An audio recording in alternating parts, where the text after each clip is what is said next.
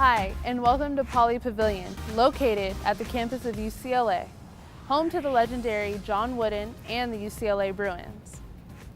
My name is Dominique Williams, and this is Spotlight featuring Dominique Williams.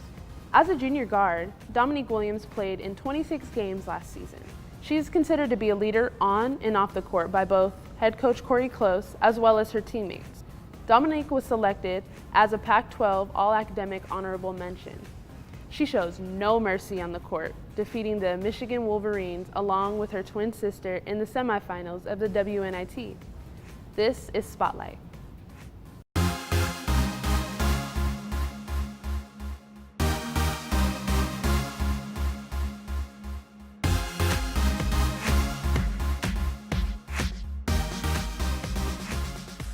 Since I've seen you last, Dominique, you have become a champion. Talk about that.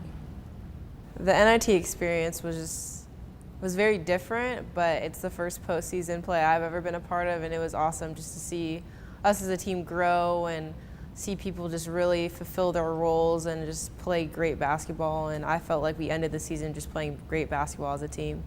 And there was a little something extra that gave you some incentive in winning that championship. I mean, my family is very competitive in beating my sister. Although it was a little bittersweet, it was great. Ideally, I wanted her to play great and us get a victory, and that's exactly what happened. That is such a special opportunity to play against your twin. What are the chances of that happening again? There is actually a great chance. We're going to play them 2 more times. I've already thought about it, how there's like 3-game series, so hopefully we'll sweep, and she'll just have to deal with that, and I'll have bragging rights for the rest of my life. But we do play them in December. I'm excited to go out there. It'll be freezing, but I'm excited and I have confidence that we'll come up with a victory.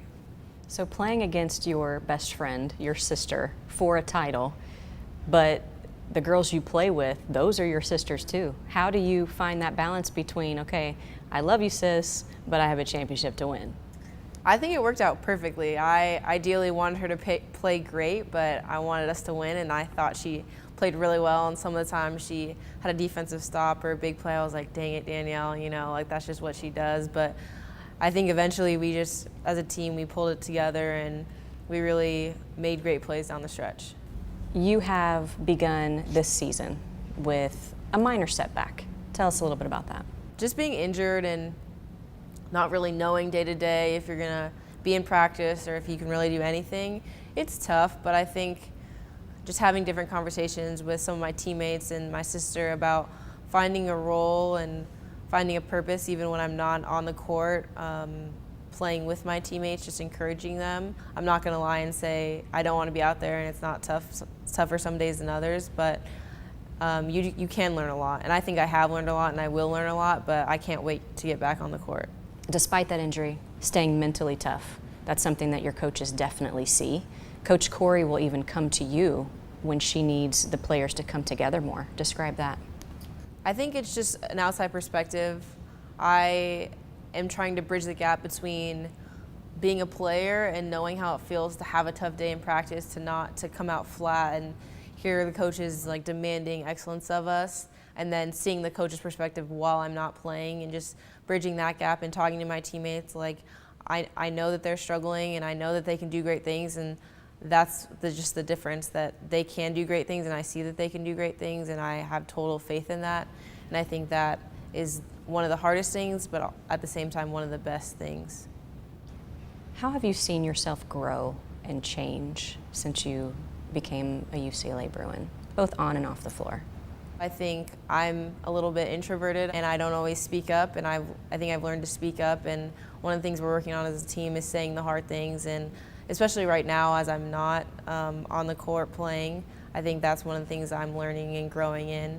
I think my faith has also grown in my relationships with my family members, just because I have to make more of an effort because I don't see them every day. I don't see my sister every day, so those moments we get on the phone have to be more purposeful, and we have to really engage in those hard conversations and talk about how we feel and what we're struggling with. So I think that's also something I've grown in. How do you find the balance in terms of, as you said, reaching out to your teammates, continuing to develop strong relationships, yet still finding time alone, because that's so important as well? I know for me personally, to stay sane and to stay balanced and be the best I can be, I have to find that time for myself.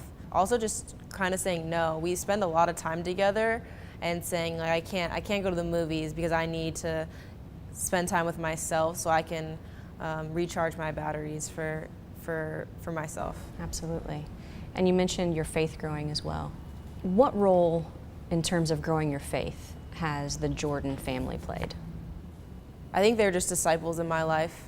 They are there for whatever I need, whether it's about talking about my faith and talking about the word, or maybe it's can we grab lunch because I'm having a tough day, but they're just like part of my family here, and they really are there for whatever I need, and I think I can find peace in that.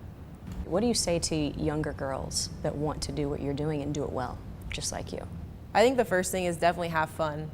Right now it's more serious and it's kind of a bigger deal, but I wish I had a little bit more fun. And I think also just focusing on the details. I remember things my high school and club coach said that I wish would have clicked a little bit more then, just because everything at this level is so much more about the details and you have to focus on those things. Thank you, Dominique. This has been Spotlight with Stacey Pates.